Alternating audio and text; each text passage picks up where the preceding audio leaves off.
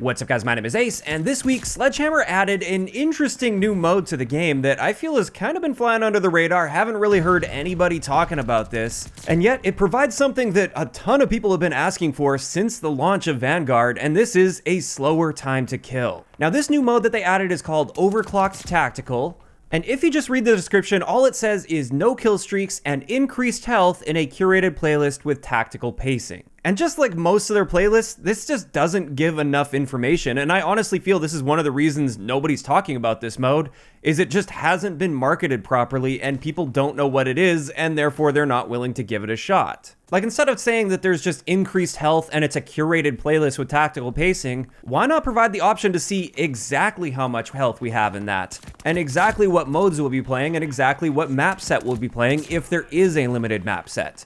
This has been one of my complaints with the playlists and how they've been handling them since the beginning of Vanguard. It seems like they've been trying to be vague on purpose, and if anything, that just pushes me away from wanting to try it, because why would I waste my time trying to find out what this mode is when I would much rather be playing a playlist where I know exactly what to expect out of that playlist. But that complaint aside, I did have to go in and do the testing for myself to find out exactly how much health we have in this mode. Initially, I suspected it would be 130 health, since we have seen heavy-duty playlists in the past, and in those heavy-duty playlists, and even in custom games, when you bump up the health, it calls 130 health heavy-duty. It turns out, that's not actually the case. It's 150 health in this mode, which means for most guns in the game, it's going to take you 1 to 2 extra shots to kill at any given range. And that is one of the issues with simply bumping up the health in an existing game without altering the weapon balancing to account for that.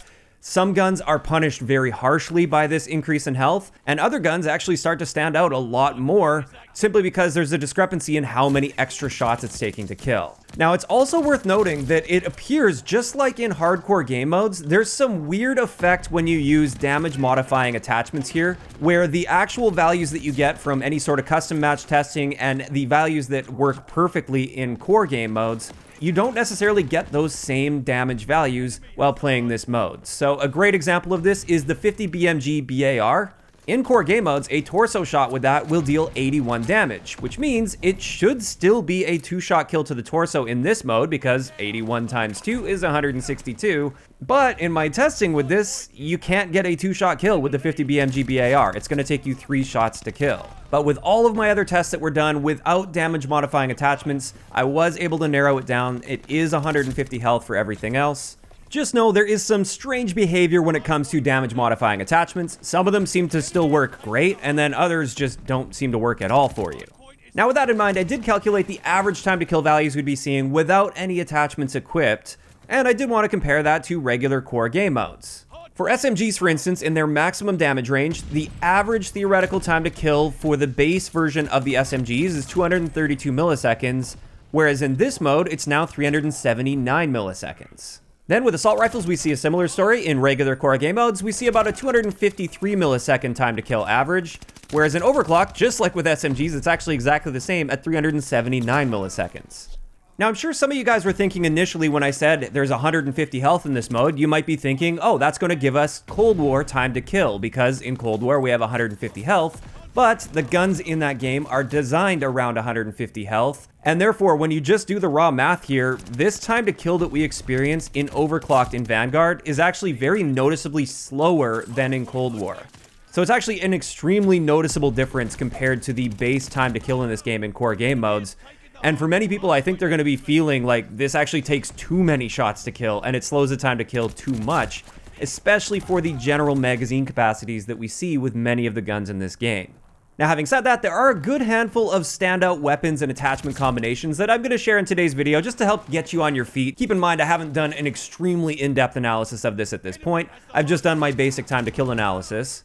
But before we get into that, I just wanted to share my initial impressions with this mode. Keeping in mind, I've played a small handful of games just to get a general feel for the time to kill and how it plays. And I've got to say, it's actually pretty refreshing to be trying out Vanguard with a very noticeably slower time to kill. I feel like the gunfights are a lot more interesting. There's a little bit more time to try and throw some evasion techniques in those gunfights.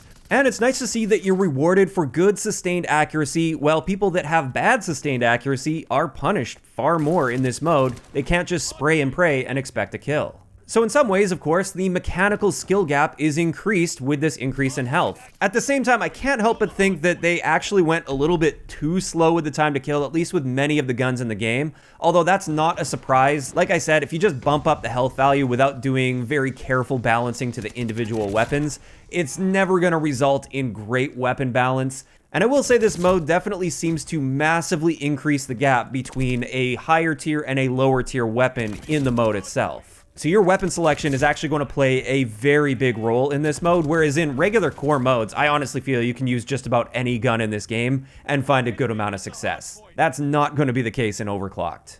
Additionally, I think I mentioned this earlier, magazine capacity is also extremely important, and many of the guns in this game just don't have solid extended mag options, and therefore that does eliminate a lot of the guns from viability as well, even if the rest of their stats would be fairly decent for this mode. So those are sort of the negatives that I found with it so far. And really, you can't make up for those negatives unless you design the weapon balance from the ground up to be suited to this particular health value. Having said that, I still feel like it's a really nice, refreshing change of pace, and if you guys haven't given this a shot yet, especially those that like that slightly slower time to kill like we saw in Cold War, for instance, I think you're really going to enjoy this mode, especially once I get you on the right track when it comes to weapon selection. If you hop into this mode with the wrong gun, you're probably going to hate it immediately because your gun is just going to be so much worse than the guns I'm going to share with you guys today. So let's dive into this, and this is in no particular order, and again, this isn't a comprehensive list of every great gun in this mode. I haven't done a full breakdown, but I've had a time to kill breakdown, and I have also given these guns a shot in public matches to see if these stats actually hold true. And the first one I'm going to share with you guys is the one you're seeing in a lot of the gameplay in the background at least. This is the DP27 chambered in 30-06. Now you can use either of the 30-06 magazines, it doesn't really matter. But with this, it's going to be a 4-shot kill anywhere in the body, and a 4-shot kill in this mode is pretty solid.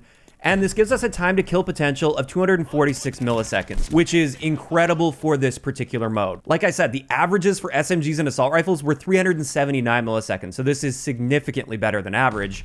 And this gun is also very versatile. It's super accurate. You can make it have relatively decent handling. And this right here is just an example setup. This is the one that I was using in the gameplay. Of course, you can make any adjustments you want as you see fit to make this suit your playstyle better. But yeah, 30-06 DP27, amazing choice in this mode. Next up, quite surprisingly, the new assault rifle with Season 2, the KG M40. This gun doesn't really stand out a whole lot in core game modes. However, in this mode, if you use the 390mm rapid barrel, that's the 4th barrel that you unlock, this one very noticeably increases our fire rate without changing our damage, and this means we're able to get a 292 millisecond time to kill, which again, this is way better than average for this mode. Anything better than 300 milliseconds is great in this mode. And considering the other stats of this gun, it's fairly easy to handle even with that rapid barrel. There's not a whole lot of recoil. This is another pretty solid choice for the Overclocked playlist. After that, if you're looking for a really solid SMG build, this is where the PPSH shines, especially if you use one of the rapid barrels. Now take your pick, you can go with the 230mm or the 140mm. Both of these very noticeably increase our fire rate. And I'd recommend combining this with the standard 7.62 Gorenko 71 round drum magazine, because you're definitely going to need a lot of that ammo because you're going to spray through it quickly, and it is going to take 6 shots to kill up close against enemy players.